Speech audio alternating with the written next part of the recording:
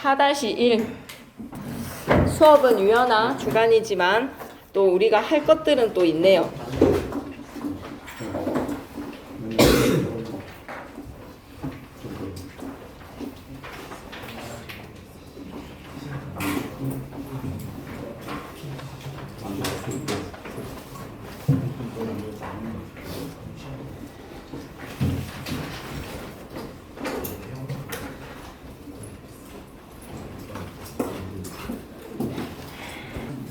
자, 그러면 4-1 논증 파악하기. 논증 방식 3개 얘기해 주세요. 논증 방식 3개 뭐뭐뭐 떠오르십니까? 중학교 때부터 지겹게 들어온 거 논증 방식 3개 하면 뭐 떠오르지? 귀납, 연역, 유추 3가지 떠오르면서 그냥 사사삭 순삭해버릴게요. 학습 목표 가겠습니다. 글이나 자료에서 사용한 논증 방법 파악하자. 글이나 자료에서 사용한 밑줄 끄자. 논증의 타당성에다가 밑줄 끄시고, 논증 안에서는 주장 근거 이유가 제시가 되는데 그것의 타당성을 파악을 하고,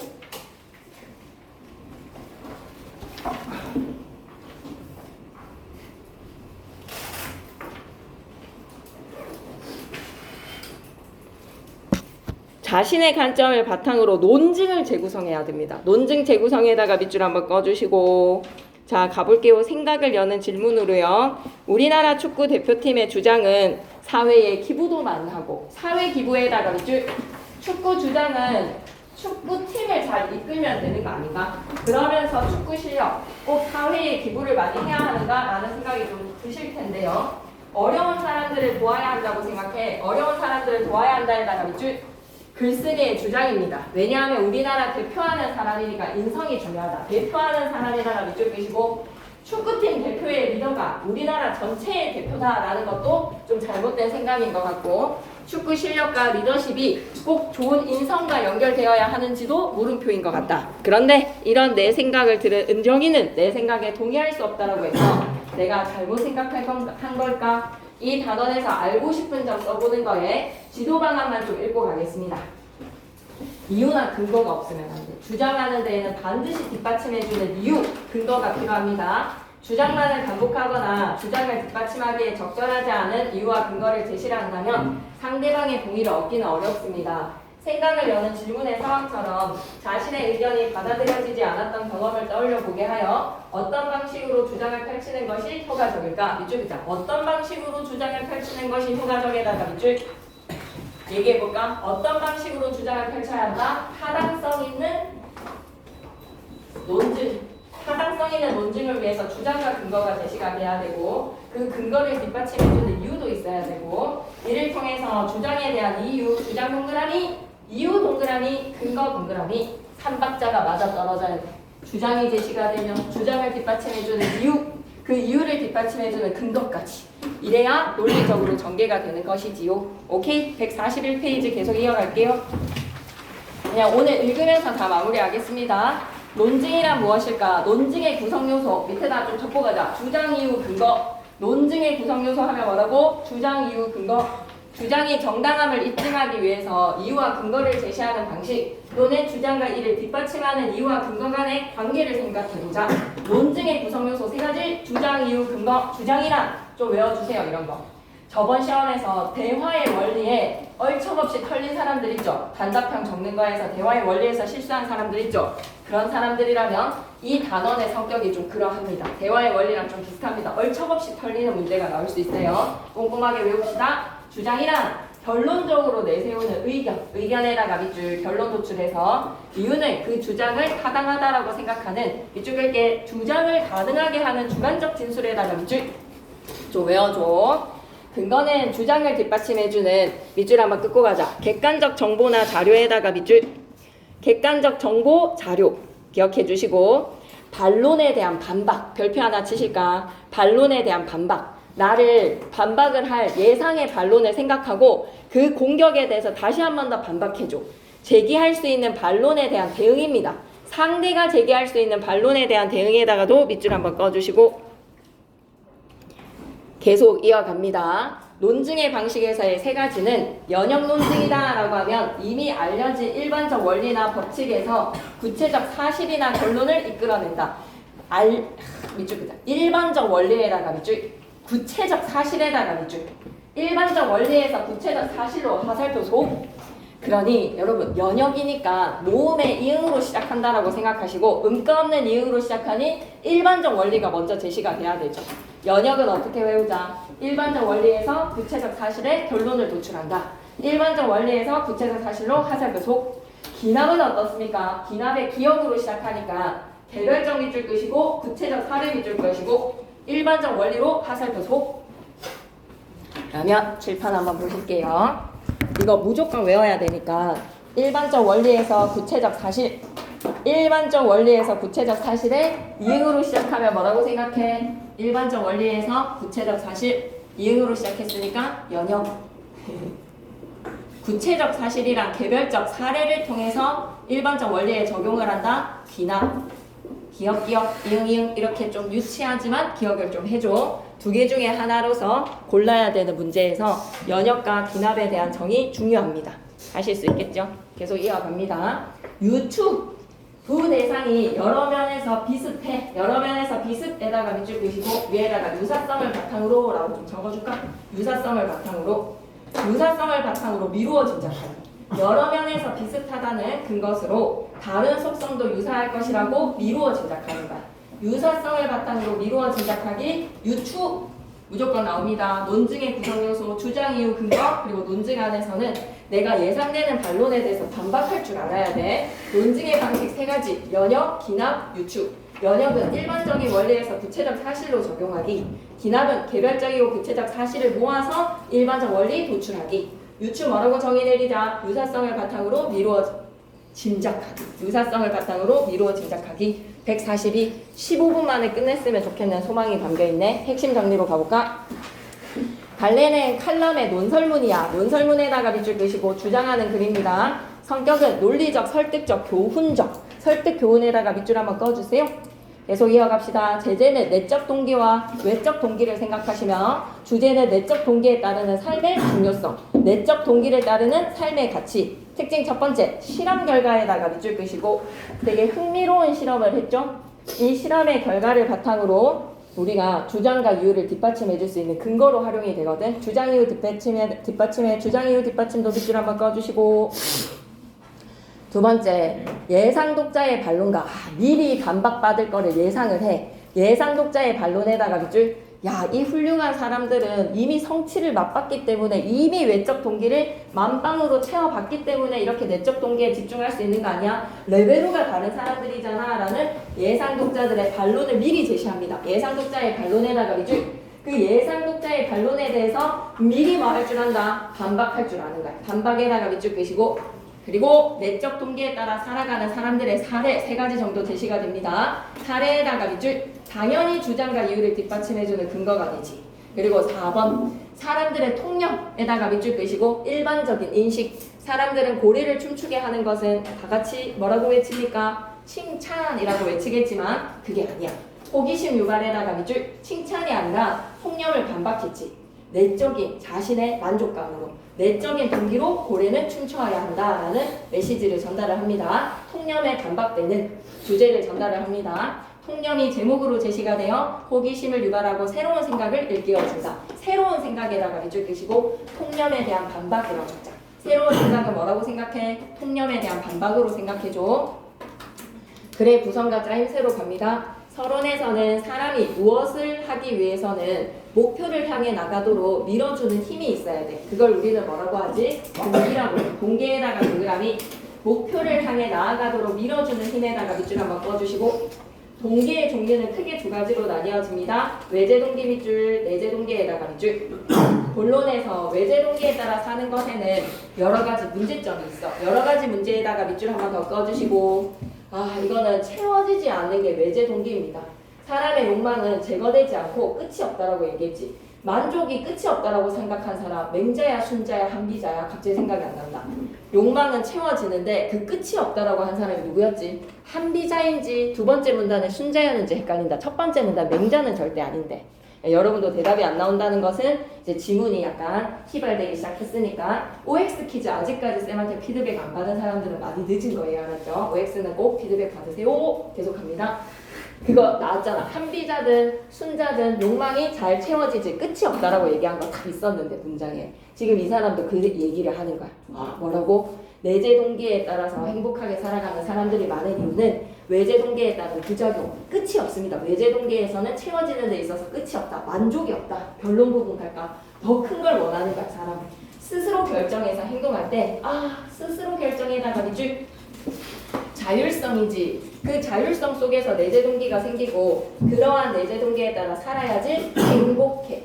외재 동기에서의 남의 평가에 따라서 살아가면 너무너무 부작용이 생긴다는 거. 읽기 전에 갑니다. 글쓴이가 자신의 주장을 펼칠 거거든. 주장에다가 동그라미. 그래서 그 주장을 뒷받침해주는 이유, 근거가 제시가 될 테니 논증의 구성 요소를 찾아보자.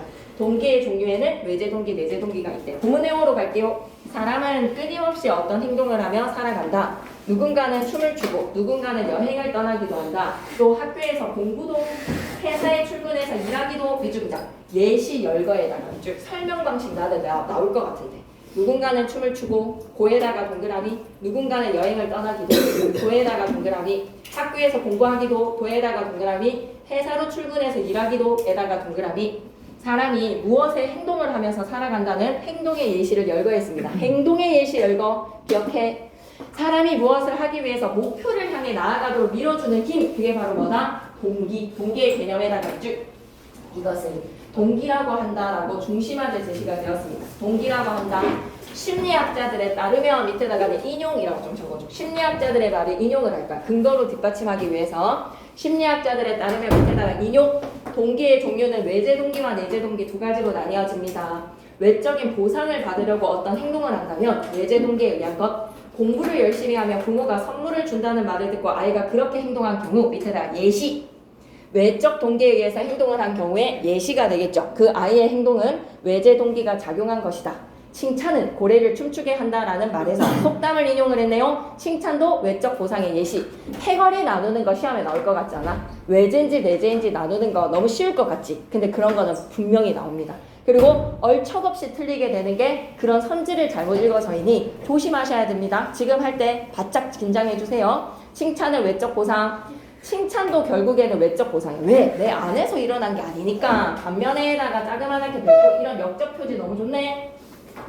무엇을 할 때 그 과정 자체에다가 밑줄, 자신의 만족감에다가 밑줄, 과정 자체에 의미를 두거나 자신의 만족감을 위해서 어떤 행동을 한다면 내재 동기가 작용을 한 거야. 즉 세모 부연 설명입니다. 즉 곧 다시 말하자면 산술 부연 설명 즉 세모.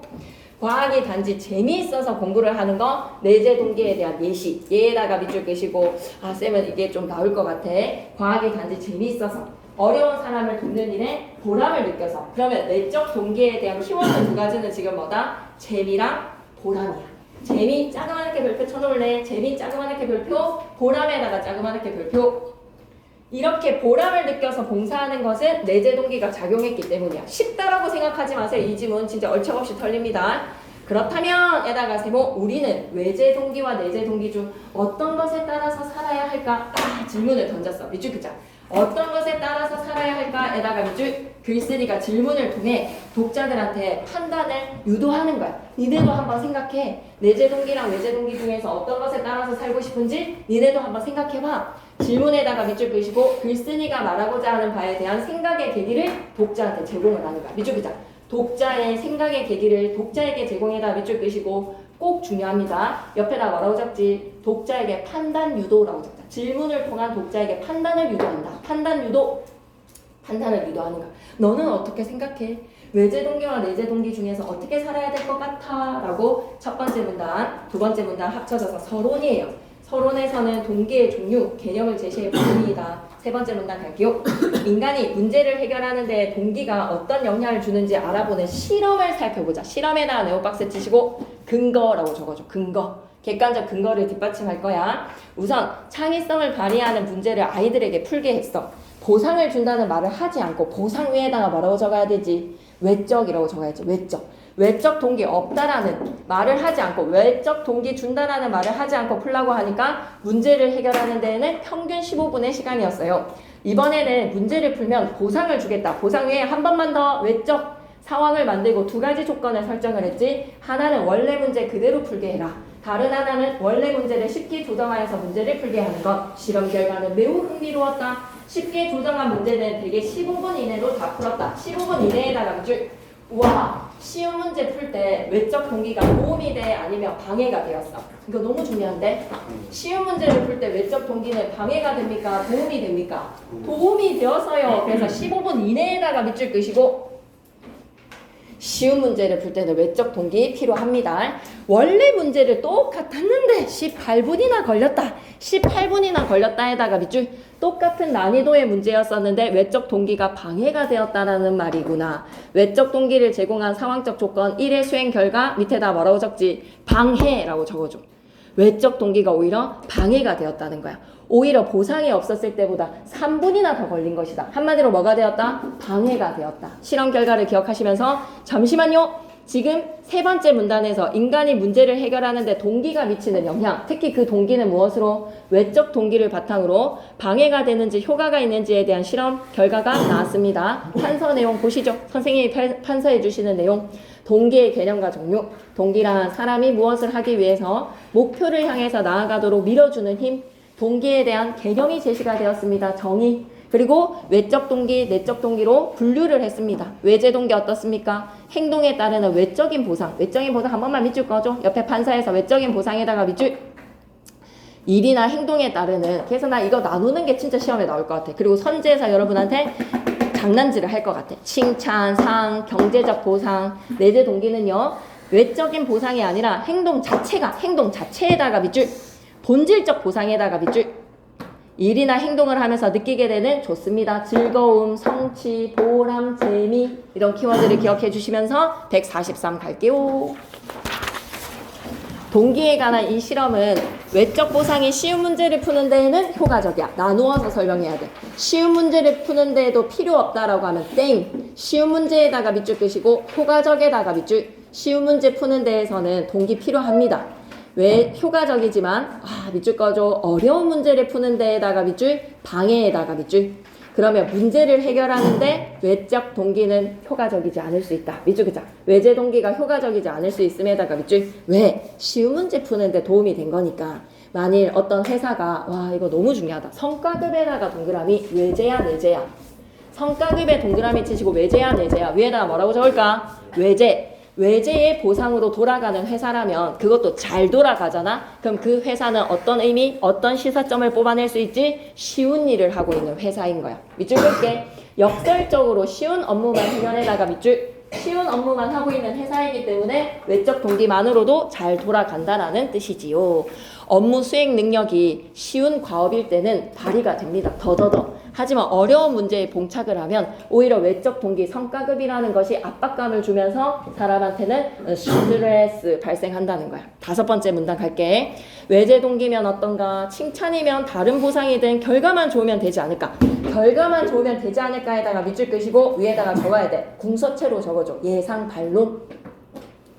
이렇게 생각할 수도 있겠는데 라고 사람들이 생각할 예상의 반론을 내가 글쓴이가 직접 먼저 언급해.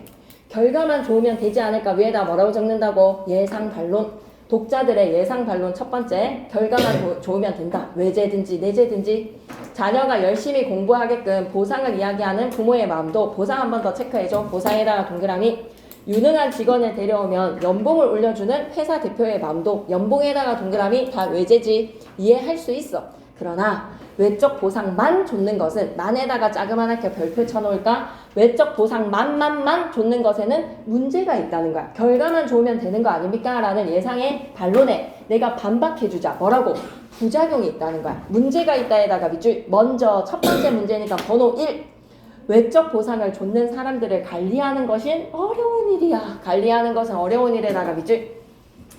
예를 들어보자. 작은 장난감에서 시작한 외적 보상이 개인기가 될 거야. 작은 장난감에다가 동그라미, 개인기에다가 동그라미, 자동차에다가 동그라미, 집 한 채에다가 동그라미. 여기에서 알 수 있는 것은 외적 보상의 만족감은 끝이 있다 없다? 없다라는 거야. 한비전지 순전지 너무 궁금하다. 나중에 찾자. 이거 끝내고 나서 밑줄 긋자. 외적 보상이 무한정 늘어남에다가 밑줄 끄시고 어머니 이만큼이면 됐습니다. 저는 이제 더 이상 부모님께 외적 보상이 더 이상 필요하지 않습니다. 그게 아니라는 거야. 외적 보상은 장난감에서 게임기, 게임기에서 자동차에서 집 한 채, 또 세모. 두 번째 부작용, 또 쌤은 항상 보면 이런데 빈칸을 좀 뚫고 싶어. 표지에서 먼저랑 또. 첫 번째 문제, 두 번째 문제입니다. 보상받는 사람의 입장도 마냥 좋은 것은 아니야. 보상해주는 사람과 끝없이 갈등을 빚게 될 것이고, 갈등에다가 밑줄 끄시고 밑에다 부작용. 남들과 끝없이 비교를 하게 되고, 비교에다가 밑줄 끄시고 부작용. 마음이 황폐화에다가 밑줄 끄시고, 황폐 밑에다가는 부작용. 하하. 보상 주는 사람이랑 연봉으로 끝없이 협상하는 데 있어서 갈등도 빚게 되겠죠. 그리고 그런 데에서 실패를 하게 되면, 혹은 뒤통수를 맞게 된다면, 내가 진짜 이만큼까지 했으면 이 정도의 보상은 올 줄 알았는데 그거만큼에서의 보상을 안 주는구나 라고 하면 마음까지도 어떻게 된다? 황폐하지. 황폐화. 외제 동기만을 가진 직원이 많은 조직을 한번 상상해보자. 그곳에는 경쟁, 비교, 시기, 질투, 배신, 지배. 이게 다 뭐야? 밑줄 쭉 꺼줘. 경쟁, 비교, 시기, 질투, 배신, 지배. 밑줄 쭉 끄시고 외제 동기의 부작용입니다. 외제 동기 부작용이라고 적어줘. 외제 동기가 판을 치면, 외제 동기만 쫓으면 결국에는 경쟁, 비교, 시기, 질투, 배신, 지배가 부작용인 거야. 이런 곳에서 일하고 싶은 사람은 별로 없다.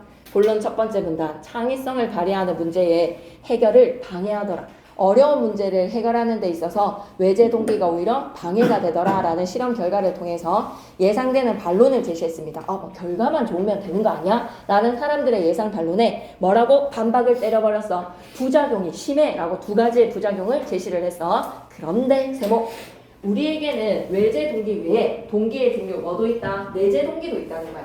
외적 보상에 연연하지 않고 자신이 무엇을 하는 과정에다가 밑줄, 과정에서 느끼는 기쁨에다가 밑줄. 이거 표시 좀 따로 하면서 시작할 걸. 뒤늦게 후회가 되네.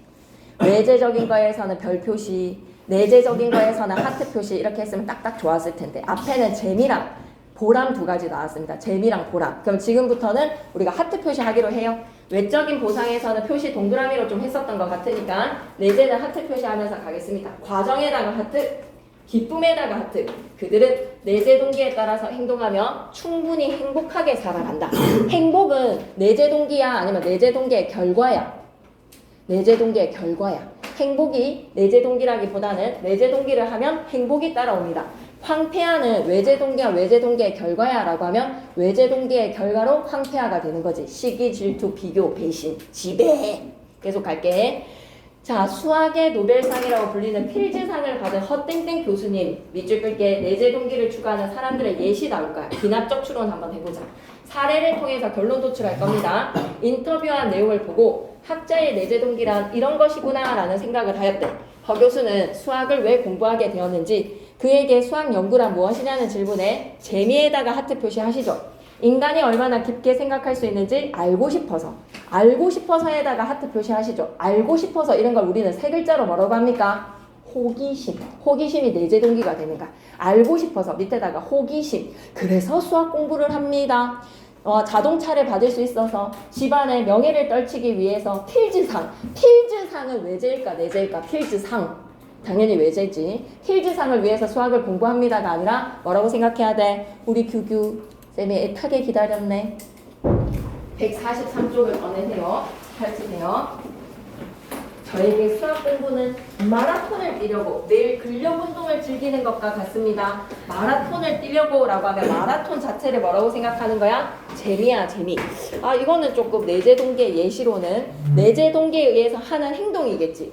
수학 공부는 무엇과도 같아? 마라톤을 뛰려고 매일 근력 운동을 즐기는 것과 같다. 즐기는 게 내재 동기겠지. 이거 약간은 좀 표시가 아쉬운데, 재미있어서 인간이 얼마나 깊게 생각할 수 있는지 알고 싶어서의 호기심으로 수학 공부를 한다. 저에게 수학 공부라는 것은 수학 공부가 마라톤 아니야. 마라톤이 수학 공부가 아니라 근력 운동이 수학 공부인 것 같은데, 마라톤이라는 것은 사람들이 얼마나 생각할 수 있는지에 대해서 알고 싶은 것. 이건 조금은 아닌 것 같습니다. 이거 내재 동기의 예시라고 마라톤을 뛰려고의 내재 동기의 예시는 좀 아닌 것 같습니다. 문제 풀면서 한번 알아봅시다.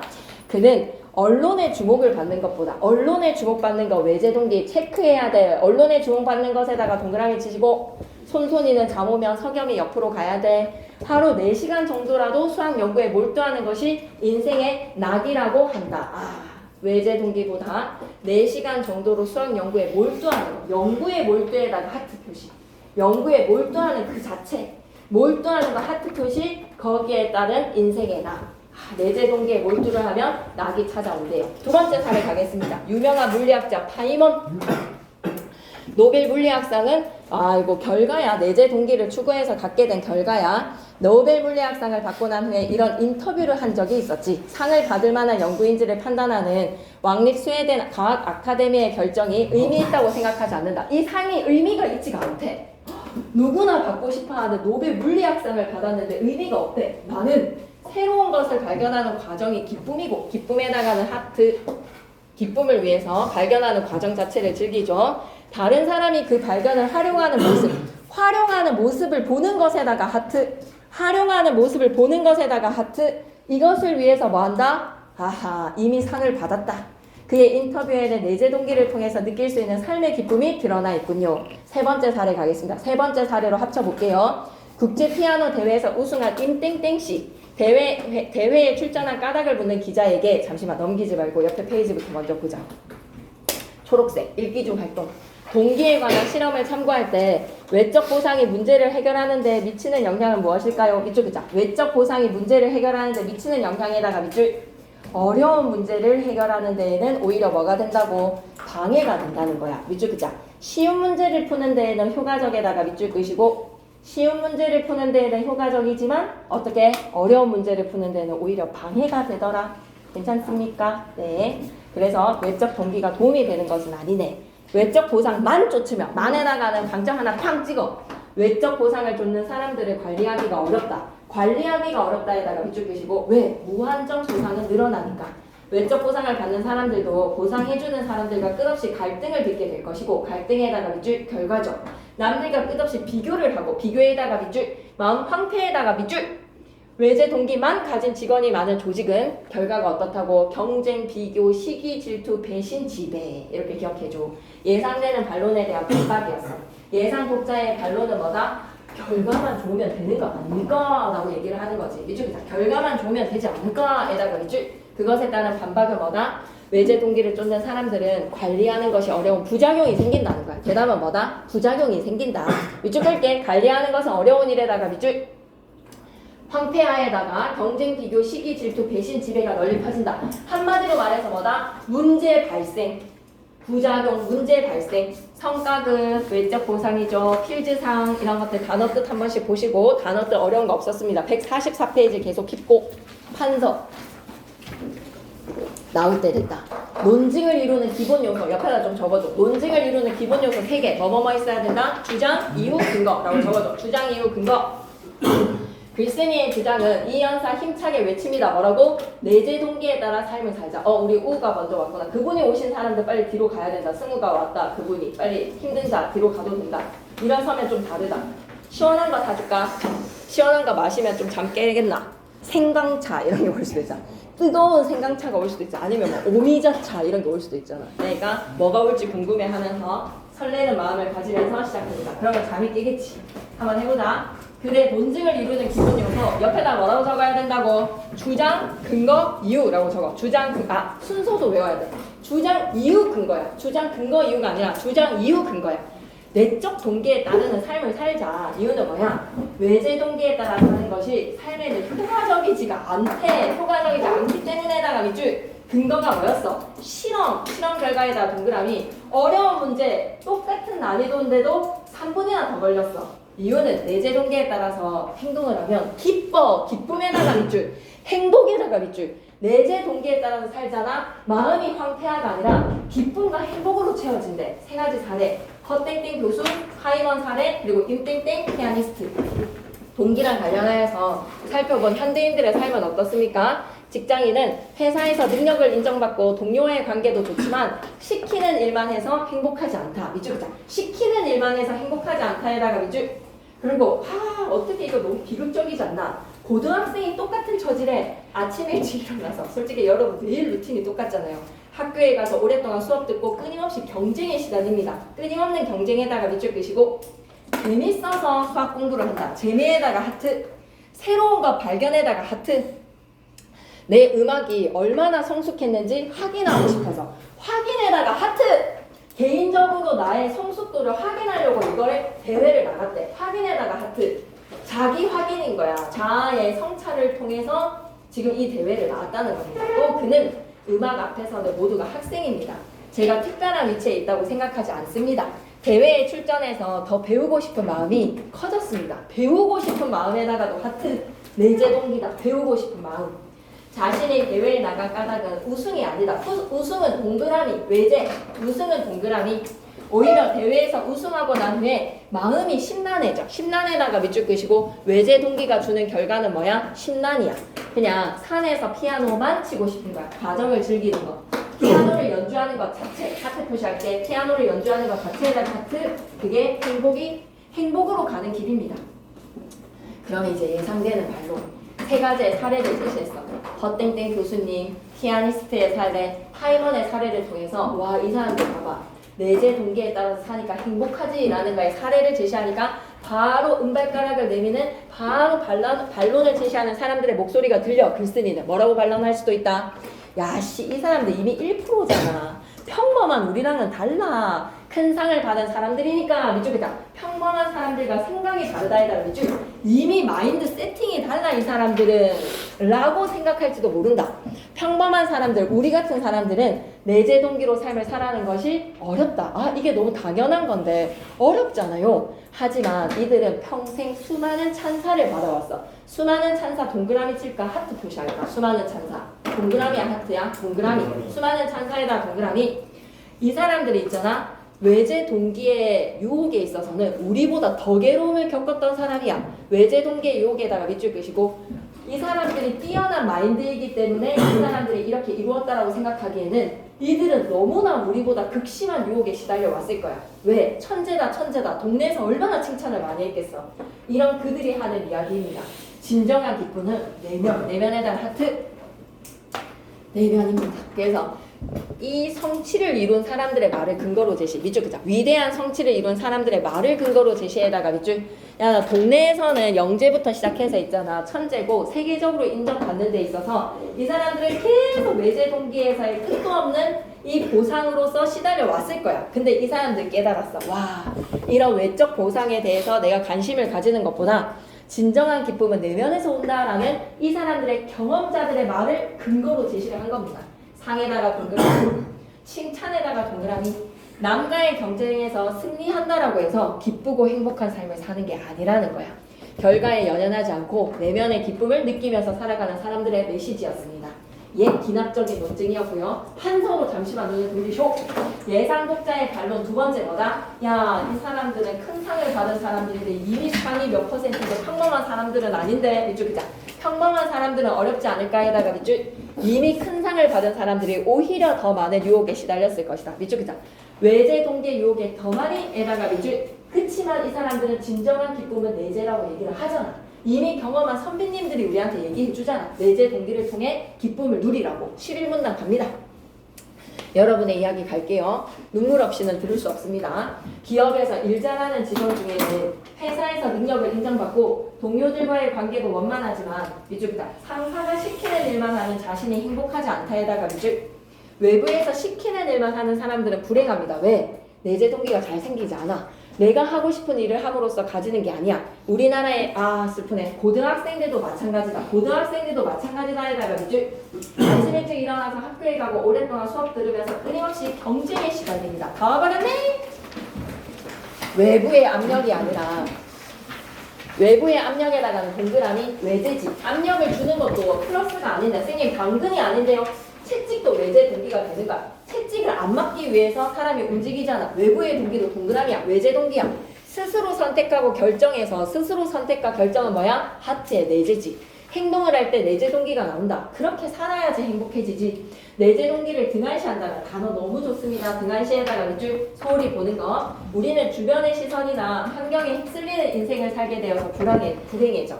고래가 진정으로 기쁨을 느끼면서 춤을 추게 하려면 조련사의 칭찬에다가 X 표시하시고 바다에서 마음껏 헤엄칠 수 있는 뭐를 줘라? 자유에다가는 하트. 특별히 예쁜 하트 해줘. 제일 주제니까.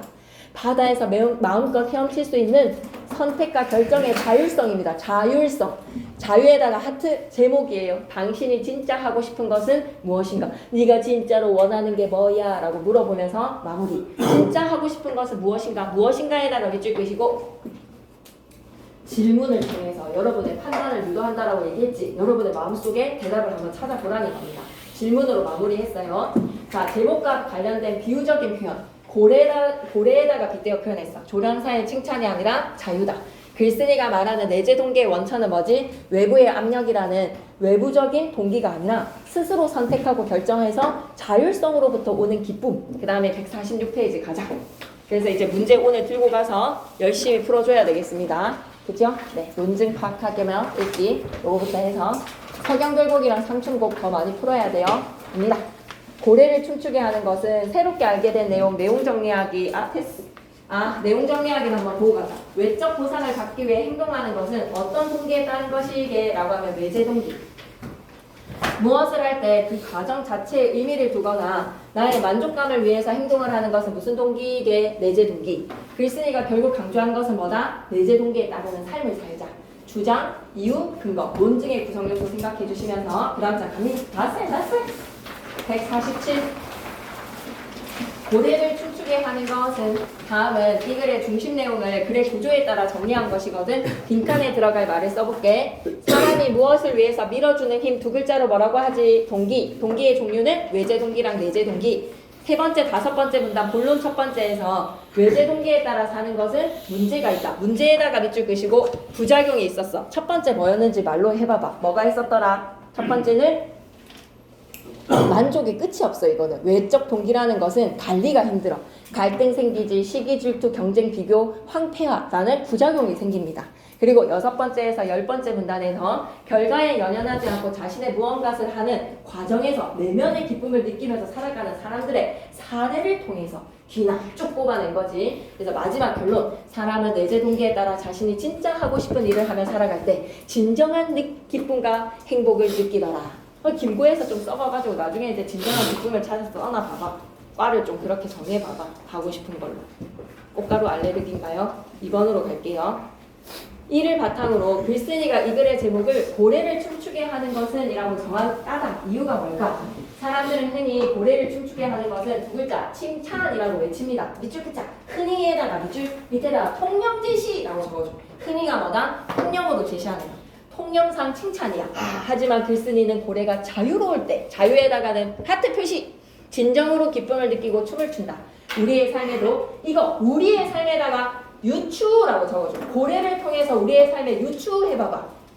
중요한 것은 외부의 칭찬이라는 외재 동기가 아니라 내재 동기라는 것을 강조하기 위해서 비유적 표현 사용한 거야. 고래의 이야기를 통해서 미루어 짐작하는 유추적 방식이다 라고 하면 틀린 말 아니겠지. 148페이지 갈게. 이제 논증 방식 하면 마무리돼. 2번으로 가자. 다 왔어. 좀만 힘내야 돼. 지금 이 금쪽 같은 6월의 중순에서의 이 시기를 나중에 7월 초가 됐을 때 여러분이 엄청 똥줄이 타면서 그때 좀 해놓을 거리라는 생각이 들 수도 있어요. 2번으로 갑니다. 고래를 춤추게 하는 것에 나타난 논증의 요소. 1에서 정리한 내용을 바탕으로 이 글의 주장, 이유, 근거 순서대로 외워야 돼. 주장, 이유, 근거. 본론 1. 실험이 근거가 되었군요. 문제를 해결하는데 동기가 어떤 영향을 주는지 알아보는 실험의 결과 밑줄 쭉 끄자. 보상이 있을 때 어려운 문제를 푸는 시간이 오히려 길어짐에다가 밑줄 없는 게 더 낫네.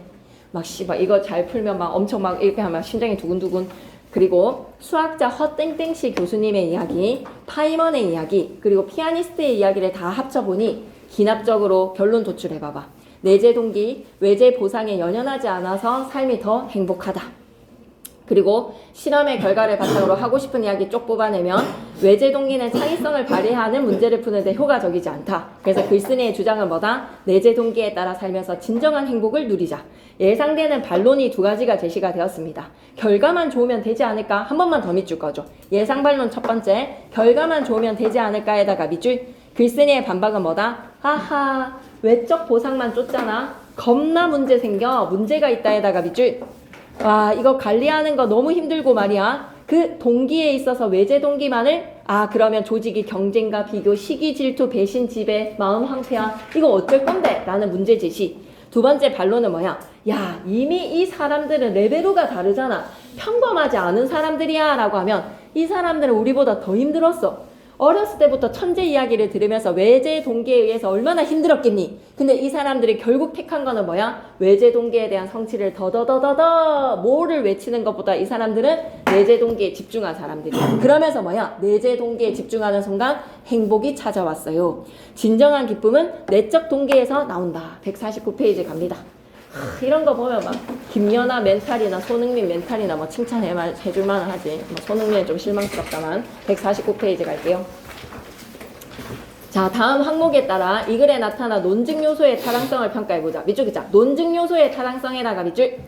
논증 요소는 세 가지가 되겠습니다. 주장, 이유, 근거. 논증 요소는 주장과 그 주장을 뒷받침해주는 객관적 자료의 근거. 그 근거를 진술, 주관적 진술이 이유가 되겠습니다. 글쓴이의 주장 명확하게 제시되었나요? 네네네. 별 3개 칠하고 싶습니다. 뭐 굳이 칠하지는 않으셔도 되는데 하고 싶은 사람 하시고요. 이유랑 근거는 긴밀하게 연관되어 있습니까? 예, 타당성으로 긴밀. 근거는 실험이라든지 이 사람이 제시한 헛땡땡 교수님, 파이먼, 그리고 임땡땡 피아니스트 다 객관적 신뢰할 만한 근거들 맞습니까? 예. 반론을 충분히 예상을 해서 적절하게 반박했습니까? 2개의 반론에 대해서 적절하게 반박했습니다. 그래서 4번이 이제 시험에 나오면 돼. 4번에다가는 시험, SH 표시해주세요. 시험지에 있을 겁니다. 논증의 방법에는 총 3개가 있어요. 크게 연역과 기납만 설명을 했네요. 연역은 이응이니까 아까 어떻게 외우기로 했지? 일반적 원리에다가 밑줄, 구체적 사실에다가 밑줄. 일반적 원리에 대전제를 깔아. 모든 사람은 죽는다. 소전제는 뭐야? 모든 사람은 죽는다라는 대전제를 깔고 소전제에서는 사례로 들어가 봐봐. 소크라테스는 사람이다. 그럼 결론 도출, 소크라테스는 죽는다. 결론이 내용의 전제에 포함이 되어 있어. 밑줄 긋자. 결론의 내용이 전제에 포함에다가 밑줄. 너무 중요해. 연역의 특징 외워야 돼. 결론의 내용이 전제에 포함되어 있다. 모든 사람은 죽는다. 결론은 소크라테스는 죽는다. 소크라테스가 모든 사람은 죽는다에 포함되어 있잖아. 그러니 이 말 물결 표시 준비됐어요. 전제가 참이면 결론도 참에다가 물결 표시. 전제가 거짓이면 결론도 거짓이 되는 거야. 왜? 전제 안에 결론의 내용이 포함되어 있어서. 그럼 기납논증은 기납논증 네모 박스. 개별적 구체적에다가 밑줄 끄시고 기억으로 시작해. 일반적 원리나 사실을 결론으로 도출. 이 말 너무 중요하지. 사례가 충분할수록에다가 밑줄. 와씨 내가 100가지를 조사를 했는데 101번째에 흰 까마귀가 나온 거야. 모든 A지역 까마귀 검고 B지역 까마귀 검고 다 조사했어. 근데 101에 흰 까마귀가 나오는 순간 까마귀는 검다라는 나의 주장이 거짓이 되는 거야. 그러니 사례는 10,000가지로 갔었어야 됐나? 사례가 충분할수록 결론이 타당할 가능성이 높아집니다. 그런데 언제든지 뒤집어질 수 있어요. 언제든지 전제가 참이라도 결론이 항상 참이 되는 것은 아닙니다. 괜찮습니까? 예, 그러면 이 글은 3가지의 피아니스트 그리고 물리학자, 수학자의 사례를 통해서 내재 동기에 따라서 살아가는 것이 행복이더라 라는 기납논증을 도출을 시켰어. 설득의 효과, 논증 방법은 독자를 설득하는 데 효과적이었다. 왜냐하면 실제 사람들의 사례랑 인터뷰야. 밑줄 긋자. 실제 사람들의 사례와 인터뷰에다가 밑줄. 사례를 3가지나 가져왔어. 3가지나에다가 밑줄 끄시고 평범한 사람들과 달리 이 말 좋다. 위대한 성취를 보여준 사람들에다가 밑줄. 그러니 이 사람들이 너무 특별한 사례이기 때문에 불편해라고 반박할 수도 있는데 오히려 위대한 사람들이 내재 동기로 갔다는 것은 그만큼 외재 동기가 별로라는 이야기잖아. 이 사람들 외재 동기에 더더더의 욕심을 부릴 수 있는데도 내재 동기로 집중을 하는 이유는 외재 동기가 별로지 됐다는 거야. 오케이, 150페이지 계속 갑니다. 여러분의 관점을 정리해서 글쓴이의 논증을 재구성. 이쪽이다. 논증을 재구성 맡겨요. 이거는 내려와서 더 알아보기. 두 사건의 유사성을 바탕으로 미루어 짐작하는 거. 태국이 강수량과 일조량이 많아서 벼농사가 잘 돼. 베트남이 강수량과 일조량이 많은데 그럼 결론 도출해. 유사성을 바탕으로 미루어 짐작하기. 베트남도 벼농사가 잘 될 것이다. 넘어가시죠. 151쪽. 이옥설인데 수업 시간에 했어요. 했으면 바로 나와. 이옥설 옆에다 궁서체로 적으세요. 오늘 제일 이쁜 글씨를 쓴다라는 마음으로. 이옥설 옆에다 뭐라고 적습니까? 유추. 이쁘게 적어주세요. 유추. 저번 시험의 답은 작년에도 이옥설이 시험 범위로 들어갔거든요. 답이 유추였어요. 너무 유치하죠? 그죠? 좀 어렵게 낼 수도 있는데 어떤 쌤이었다? 정민채 쌤. 정민채 쌤이 그냥 유추가 답이었어요. 좀 더 어렵게 낼 수도 있었는데 갑니다. 이옥설. 집중. 행랑채가 낡고 떨어져 버틸 수가 없게 된 게 3칸이었다. 행랑채 위에다가 글쓴이의 경험 제시라고 적자. 글쓴이의 사실적인 경험을 통해서 내가 느낀 바가 있노라 라고 얘기할 겁니다. 행랑채 위에다가 뭐라고 적자? 글쓴이의 경험 제시. 이규보의 경험이야. 3칸. 나는 마지못해서. 다시 한번 밑줄 꺼줘. 개인적 경험. 이것들 모두를 수리했어. 이 수리를 한 것이 제목 이옥설이야. 고칠 입장, 집을 고쳤다. 그런데 그 중에 2칸은 먼저 번에 장마에 비가 센 지가 오래되었어도 내가 그것을 이럴까 저럴까 망설이다가 그만 아직까지 손을 대지 못했네. 대헷. 하지만 나머지 1칸은 비를 한 번 맞고 샜던 것이라 서둘러 기아를 갈았던 것이지. 이번에 수리하려고 보니까 비가 센 지 오래된 그 2칸 있지. 석가래 중여 기둥들보 모두 썩어서 못쓰게 되어버렸잖아. 그래서 수리비가 무척이나 많이 들었고 한 번밖에 비를 맞지 않았던 1칸 있지. 제목들은 아직 온전해서 다시 쓸 수 있었기 때문에 그 비용이 많이 들지 않았어. 비교대조에다가 밑줄 2칸과 1칸을 비교대조. 2칸은 오랫동안 방치, 1칸은 즉시 고침. 경험을 구체적으로 제시에다가 밑줄 비교대조. 나는 그것을 통해, 그것에다가 세모 집수리 경험이라고 적자. 나는 집수리 경험을 통해 라고 바꾸면 돼. 그것이 뭡니까? 집수리 경험. 집수리 경험을 통해 사람의 몸을 보아도 그와 마찬가지라는 사실을 생각했지. 사람의 몸을 보아도 마찬가지에다가 밑줄 끄시고, 와, 집을 고쳤던 경험을 사람의 몸에다가 확대 적용, 유사성을 바탕으로 이루어진다 하는 걸로. 집을 고친 경험을 사람의 몸에다가 확대 적용. 사람의 몸을 보아도 그와 마찬가지라는 사실을 생각했다. 자신의 잘못을 알고서도 그것을 바로 고치지 않으면 곧 그 자신이 나쁘게 되는 것이 마치 나무가 썩어서 쓰지 못하게 되는 것과 같다. 한마디로 방치를 하면 못 쓴다는 거야. 손을 못 댄다는 거야. 또 자신의 잘못을 알고 고치기를 꺼려하지 않으면 남에게 해를 입지 않고 다시 착한 사람이 될 수 있는 가능성도 있어. 그러니 저 집의 제목처럼 말끔하게 다시 쓸 수 있는 것이다. 즉시 잘못된 것을 고치면 재생 가능. 하지만 오랫동안 방치, 재생 불가능. 어디 그뿐인가? 물결 표시 준비되셨나요? 나라의 정치도 마찬가지다. 에다가 물결 표시 유추적인 적용이 하자 글쓴이의 경험이 확대 적용이 되는 거야. 옆에다가 확장, 확대. 백성의 좀먹는 무리들이 뭡니까? 이 칸이 비를 맞아서 못 쓰게 되는 거야. 백성을 좀먹는 무리들 당장 어떻게 해야 돼? 방치하면 안 돼. 4번을 두었다가는 백성들이 오히려 도탄에 빠지고 나라가 위태로워질 것이다. 그럼 재생 불가능. 그런 일이 있고 나서 급하게 바로 잡으려 하면 그때는 이미 썩어버린 제목처럼 늦어버리는 것이다. 재생 불가능. 물결 표시 한 번 더. 어찌 행동을 조심히 하지 않겠는가? 삼가지 않겠는가? 삼가자. 타인의 행동에 대한 경계. 하고 싶은 말 한 줄 요약. 유사성을 바탕으로 미루어 짐작하게 한 줄 요약. 뭐라고 적으시면 되겠습니까? 잘못된 것은 즉시 고치다. 즉시. 왼쪽 기퉁의 핵심 정리부터 가는데 설이라는 갈래를 잘 보셔야 돼요. 설에다가 별표 하나 치시고 설은 뭐라고? 한문양식의 한 갈래에다가 밑줄. 한문양식. 그래서 위에다가 적어야 돼. 한문 수필이기 때문에 설입니다. 위에다가 뭐라고 적지? 경험 플러스 깨달음이라고 적자. 경험 플러스 깨달음. 글쓴이가 경험을 근거로 깨달음의 주제를 도출시켜. 경험 플러스 깨달음.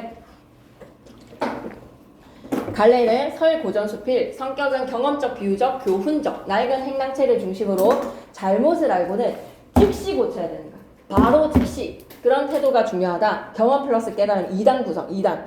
특징 첫 번째 옆에다 적어줘. 경험을 통해 깨달음을 제시한 옆에다 뭐라고 적지? 2단 구성. 집을 수리한 경험에 비유하여 사람이 살아가는 자세와 정치의 방향을 제시했습니다. 사람이 살아가는 자세에다가 밑줄, 사람의 몸, 정치의 방향에다가 밑줄, 집수리, 삶의 자세, 정치의 방향으로. 이 말 진짜 하고 싶었는데 내용의 범주가 확장, 깨달음이 확장이 됐다는 거 얘기하고 싶었어요. 바로 와. 이제 다 왔어.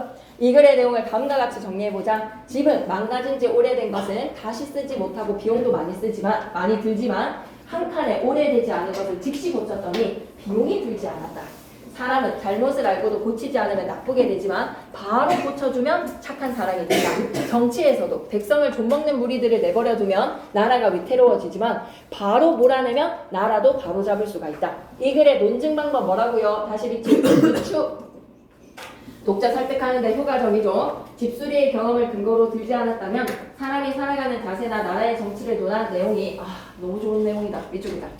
만약에 나라의 정치랑 사람의 몸의 이야기를 바로 던졌잖아. 밑줄 자 추상적이고 독자의 공감을 얻기 어려웠을 것에다가 밑줄.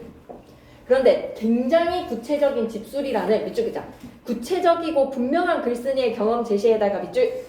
유사성을 바탕으로 나라의 정치와 사람의 몸에다가 유사성을 바탕으로 미루어 짐작을 했더니 더 효과적으로 전달이 된다는 겁니다. 정치 이야기만 했다면 공허했을 거야. 독자들한테 와닿지 않았을 거야. 근데 구체적인 글쓰기의 경험, 집수리라는 알아먹기 쉬운 말을 통해서 미루어 짐작하게 하니 빡빡 꽂히네요. 깨달음이 막 즉시 꽂힙니다. 라고 얘기할 수 있겠죠. 고생했어요. 오케이. 자, 아니 얘들아 지금부터 있잖아. 딱 30분 뒤에 내가 진짜 뒤도 돌아보지 말고 끝낼게. 진짜 무조건. 자, 40이 되는 순간 하면 그 다음 말을 그냥 입을 닫을게. 40분이 딱 되는 순간 그냥 입을 닫도록 할게.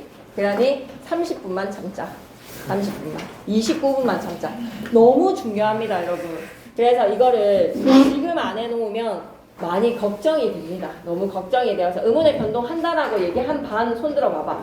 나 할 것 같거든. 한다라고 한 이상 할 것 같거든. 할 것 같아. 할 것 같은 생각이 들어서.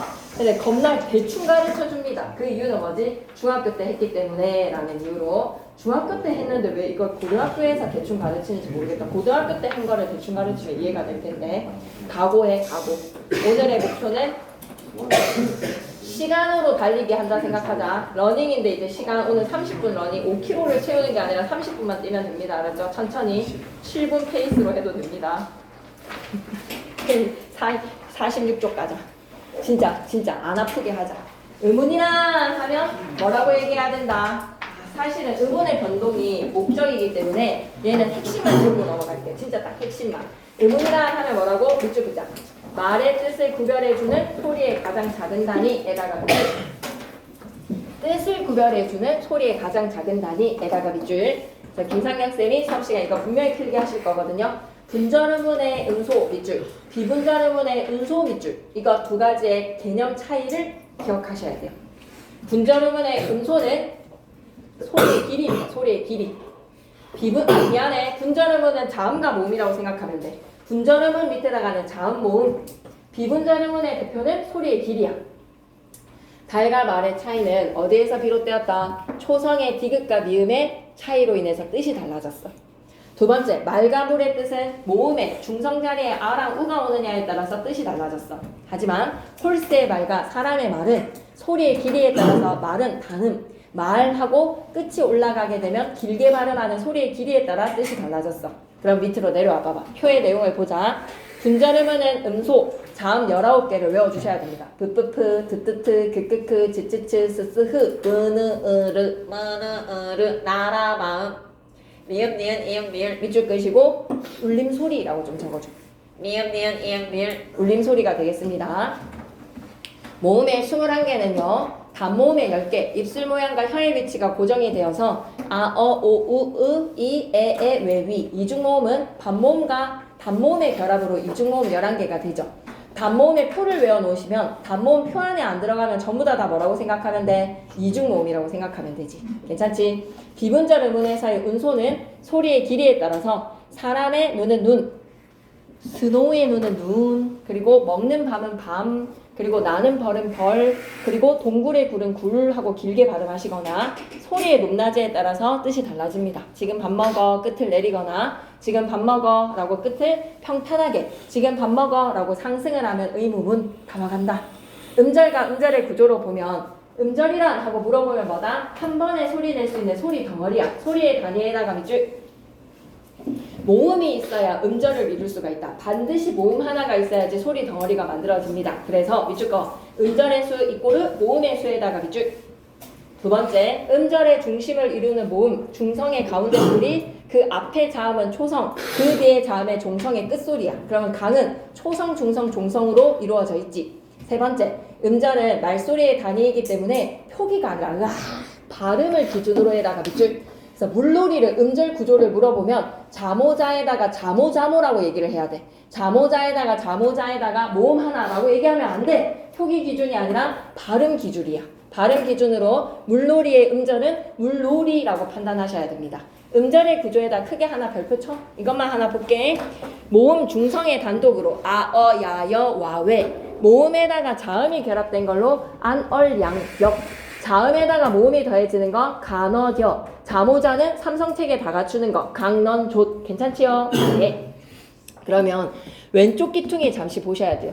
음성과 음운의 차이도 알아놓으셔야 되거든요. 음성과 음운에다가 쫙 묶어서 크게 별표 하나 치시고, 자, 음운에는 음소랑 운소를 나누실 수 있어야 됩니다. 분절 음운과 비분절 음운 나누는 거 기억해 놓으시고, 음운과 음성의 차이는 하고 물어보면 뭐라고 얘기해야 돼? 음성은 그냥 사람 목소리야. 발음 기간에다가 밑줄, 목소리에다가 밑줄. 사람도 시간, 때에 따라서 목소리의 음성이 다르지.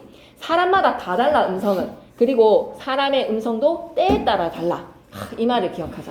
음운에 대한 정의에 추상적이고 관념적인 소리라고 해야지, 음운을 추상적이고 아니라 구체적 개별적 소리로 낚시질을 좀 할 때가 있어.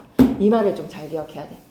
구체적 개별적에다가 밑줄 끄시고, 구체적이고 개별적 소리에다가 밑줄, 음운이라고 장난질 친다잉. 음운에 대한 정의에 구체적이고 개별적인 소리, 음운이라고 하면 땡. 구체적이고 개별적인 거는 사람의 목소리야, 목소리. 그래서 음성이라고 생각해야 돼. 음운은 개별적인 음성에서 밑줄 끄자. 공통적 요소만을 뽑아에다가 밑줄. 쌤이 밤 하고 외치는 거나 여러분이 밤 하고 외치는 거나 음성은 다르지만 뭐는 같다는 거야? 음운은 같다는 거야. 같은 소리로 인식에다가 밑줄. 우리가 외치는 음성은 다르지만 음운은 같다. 밑줄 끄자. 같은 소리로 인식에다가 밑줄. 별표 셋. 추상적이고 관념적인 소리에다 별표 셋. 시험제, 선제 나올 수 있어. 개별적이고 구체적인 소리는 음성, 추상적이고 관념적인 소리는 뭐다? 음운. 그래서 선생님이 음운을 구체적 개별적 소리라고 장난질을 칠 수 있단 말이야. 조심해야 돼, 알았지?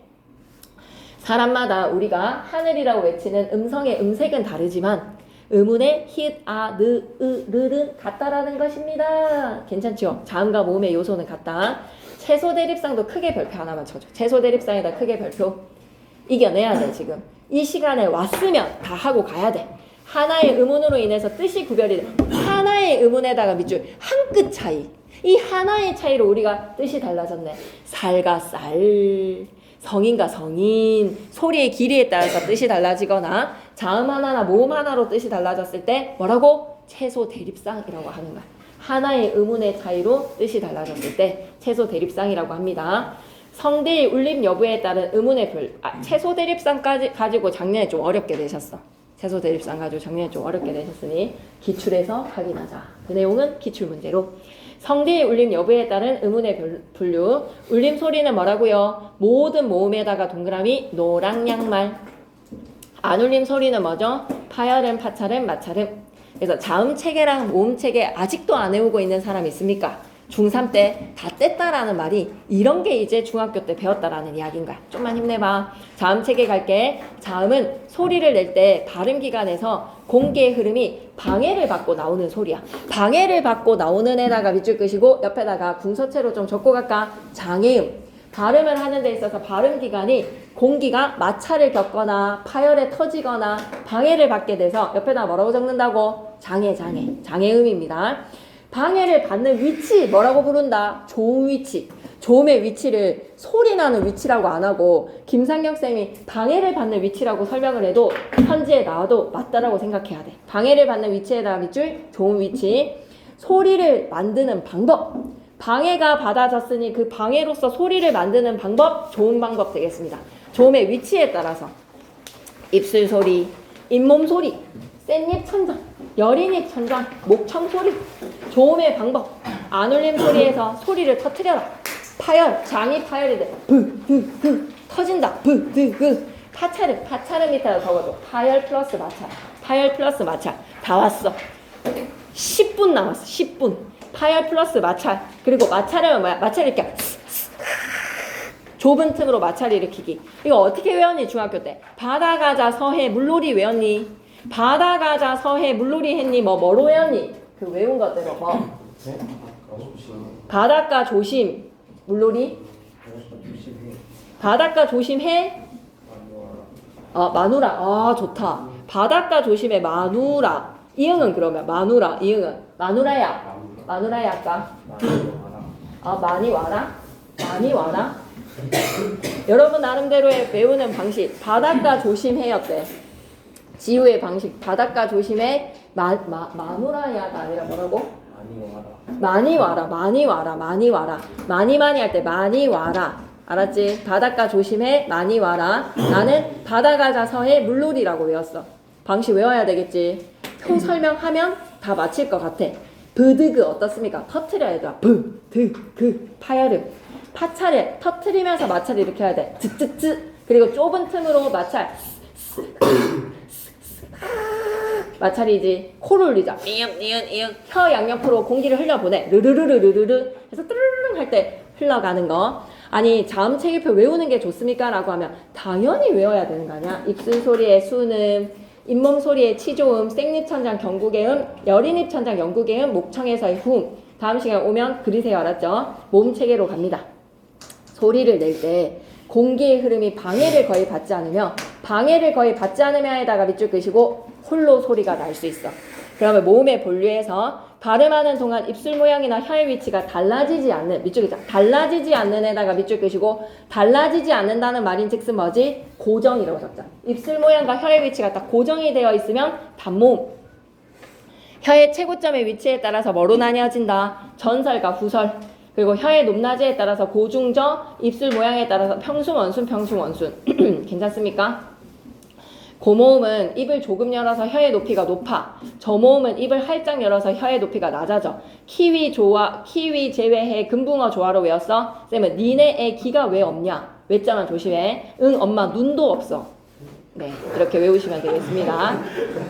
이중모음으로 갈게요. 이중모음은 크게 별표 하나 쳐줘. 이중모음에다가 별표. 중학교 때는 이중모음을 열심히 안 했어. 이중모음에다가 크게 별표 하나 치시고 반모음과 단모음의 결합에다가 밑줄. 상경쌤 이중모음은 좀 설명하신대.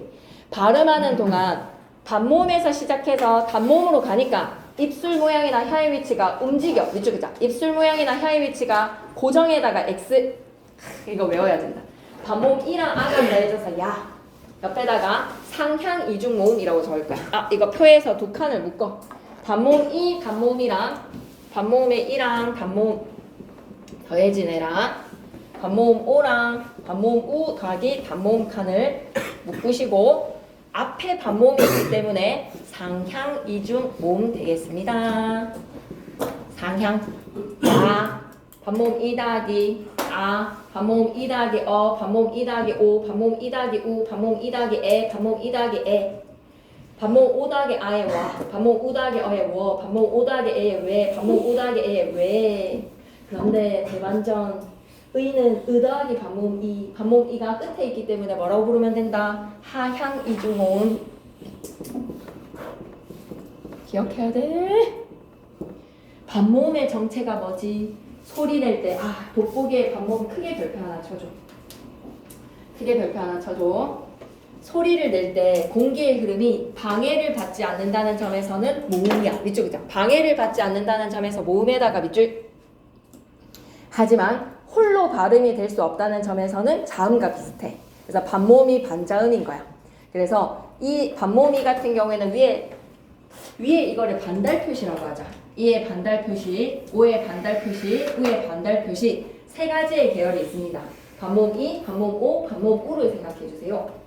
그러면 시험 정보 Q&A로 갈게. 반모음의 이해가 잘 안 돼요. 이랑 아를 이어서 발음하면 이야, 이야, 이야, 우아, 우아, 우아. 이때 다른 단모음 앞에서 빨리 발음해야 되는 이랑 오를 반모음이라고 하자. 이와 오 자체는 홀로 발음될 수 있는 소리인 반면에 반모음 이랑 반모음 오, 우는 다른 모음 앞에서 결합되는 모음이라는 의미에서 반모음이라고 부르는 거야. 모든 음운이 우리 머릿속에서 관념적인 소리인 것처럼 반모음도 관념적인 소리라서 여러분이 어렵다라고 얘기하시는 거예요. 넘어가서 50페이지 가겠습니다. 이 바닥만 하고 40분이 되는 순간 우리는 자유의 몸이다. 음운의 변동의 유형으로 간다. 음운의 변동이란 정의를 기억해야 돼. 음운의 변동이란 음운의 변동에다가 동그라미 참아. 오늘 해야 돼. 일정한 환경에다가 밑줄 끄시고 이게 겁나 중요해요. 일정한 환경에다 별표 셋. 히읗 탈락 하면 일정한 환경이 다다다다. 음절 축약이라고 하면 일정한 환경이 다다다다.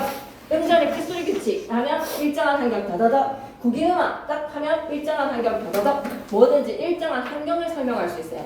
그 미묘한 일정의 환경의 차이가 엄청 중요합니다. 일정한 환경에다 별표 셋 하셨나요? 모든 교체, 첨가, 축약, 탈락의 의문의 변동의 현상에 일정한 환경을 외우셔야 돼요. 다른 의문으로 교체, 첨가, 축약, 탈락하는 현상입니다. 의문의 변동 왜 해요? 라고 하면 발음을 더 쉽게 해다가 밑줄 발음의 경제성이라고 적어주시고 발음의 경제성 표현을 명료에다가 밑줄 표현의 명료성이라고 적어주세요. 발음을 더 쉽게 하는 발음의 경제성과 표현의 명료성을 통해서 의문의 변동은 꼭 필요하다는 걸 확인할 수 있죠. 형태소와 형태소가 결합할 때 그 경계에 놓이는 두 의문 사이의 관계에 따라 나타나는 경우가 많습니다. 가치라고 하면 이에다가 동그라미 실질 형태소야 형식 형태소야 가치의 위드의 가치의 이는 가치의 이는 적절한 타이밍 뭘까? 오. 당이 막 오늘 살짝 스파이크를 제대로 일으켜내는 당이네. 이거 먹으면 막 살짝 스파이크.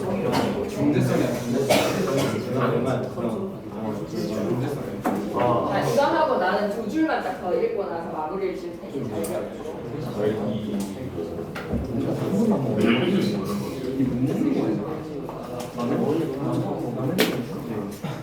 거의 4명씩 앉아있잖아 지금.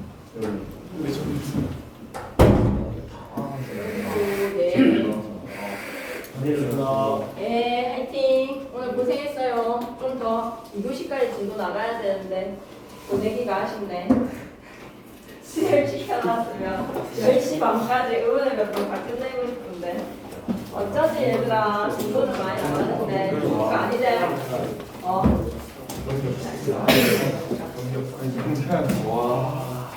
여러분 빨대 줄까요? 빨대 남는 거 보자.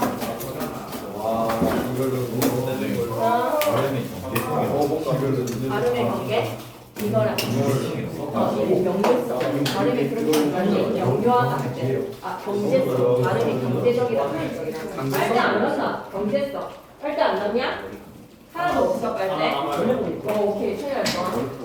우리 손손이 고생했어. 오늘 이제 다 끝났어. 10시 반까지 하지 안 되겠지?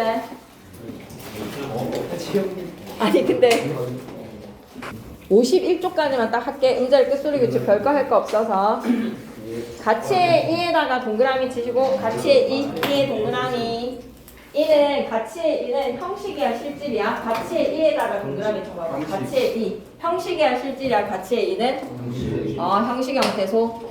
드트가 형식 형태소의 이를 만나야지 지츠로 바뀌어. 이거 무슨 현상이었는지 기억나? 국외음악. 좀 중학교 때 하고 왔나? 김복 입학 전에 좀 했나? 아예 안 했나? 아예 안 했다라고 생각할게. 좋다 밑에다가는 동사 형용사 중에서 좋다는 품사가 뭐야? 좋다는 품사 뭐지? 좋다 형용사. 왜냐면 좇는다 안 하잖아. 좋다 자체가 현재 시제지 좇는다 안 하잖아. 맞지? 시제 생각해야 돼. 좇는다 안 하니까 좋다 자체가 기본형이 현재 시제니까 동사야 형용사야 라고 하면 형용사. 그러면 조 밑에다가는 어간, 밑에다가는 어미. 어미는 실질이야 형식이야?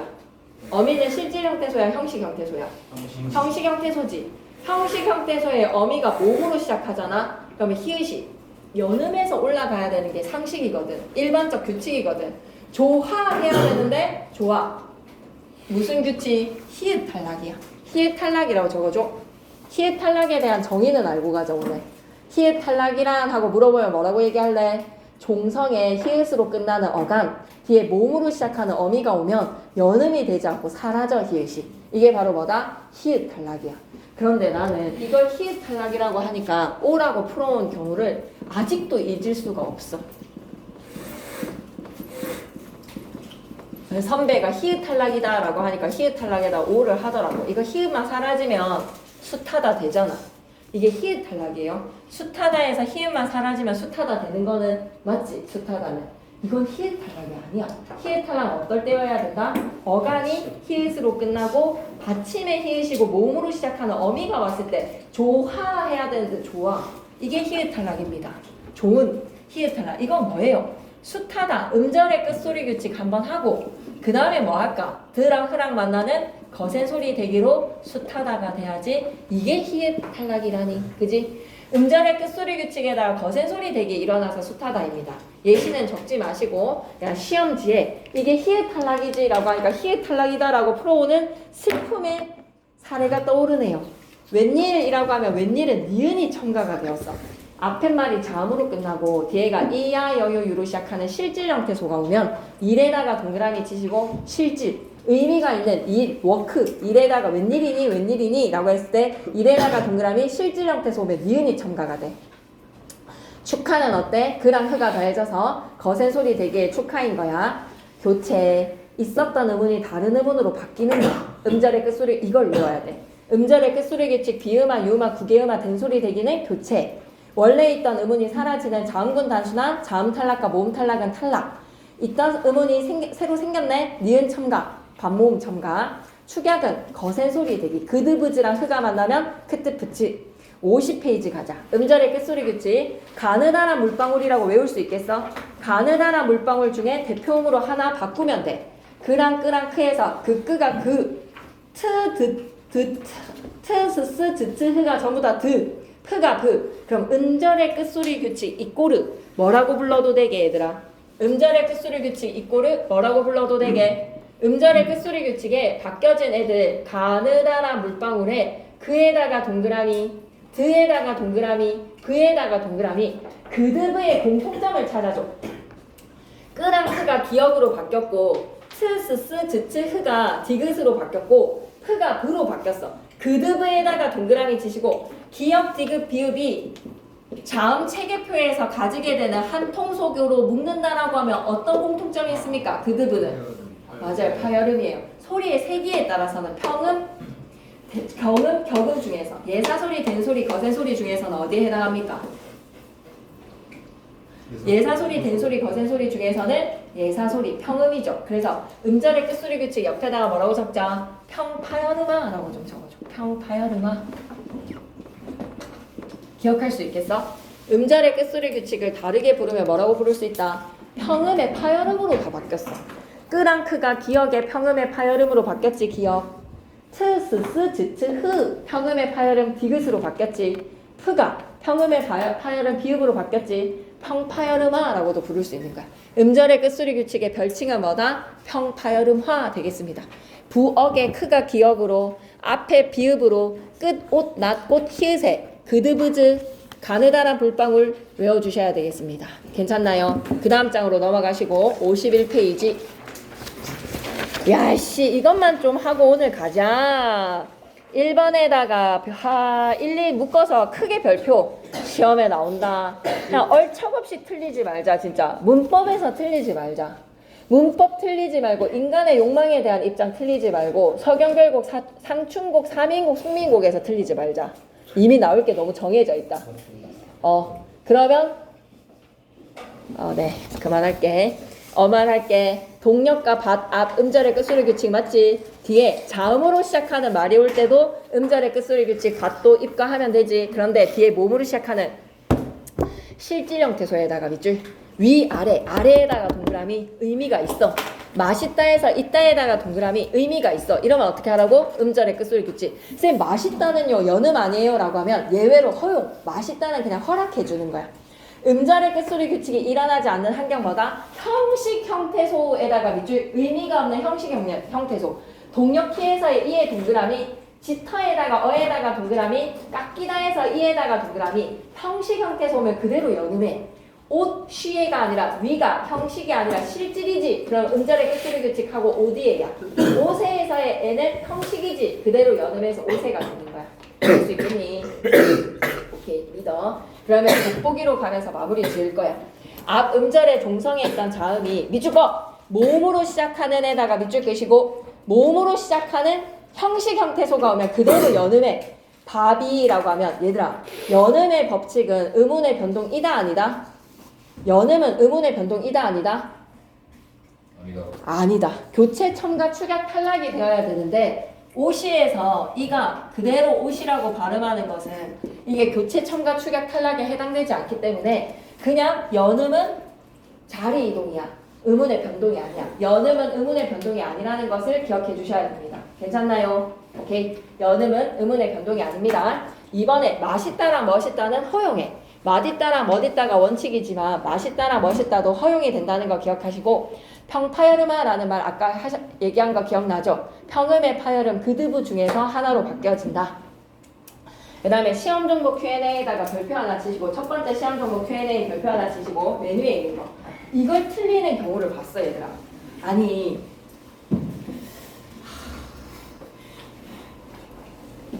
기역과 끄랑 즈랑 쯔가 각각 하나의 자음이야. 얘를 기역 더하기 기역이라고 생각하면 안 돼. 유치원생의 사고방식입니다. 끄가 된소리가 기역 더하기 기역으로 의문이 두 개라고 생각하면 이건 자음 체계표를 안 외운 사람이지 않아요? 끄는 된소리잖아요. 끄는 된소리의 하나의 의문입니다. 그래서 기역이 끄로 바뀌어지는 거는 교체지 첨가라고 생각하시면 안 돼요. 알았죠? 기역이 얘로 바뀌어지는 현상은 교체지 기억을 하나 더한 첨가라고 생각하시면 안 됩니다. 아시겠죠? 네, 근데 그렇게 첨가라고 생각하는 사람이 있더라고요. 그렇게 했지 아주 곤란합니다. 기억이 더해져서 기억으로 끄가 됐다라고 생각하면 아주 곤란합니다. 여러분. 끄는 하나의 의문입니다. 옷 위에서의 위는 음절의 끝소리 규칙 적용하시고 됐어. 그러면 51페이지까지 일단 나간 걸로 기억을 해줘. 그러면 이제 계획을 좀 짜보자. 다음 주 수요일이 되고 나면 이제 시험이 한 달도 안 남았다. 그죠? 지금도 한 달 안 남았습니다. 네, 여러분이 조금 마음이 편안한 것 같아서 쌤은 너무 초조해요. 2교시 공부하고 갈 사람 남아서 하고 가시고, 다음 급한 거가 있다라고 하면 학술제 때문에 못 오는 사람이 누구였지? 공군, 감동이. 오케이. 고생하셨습니다.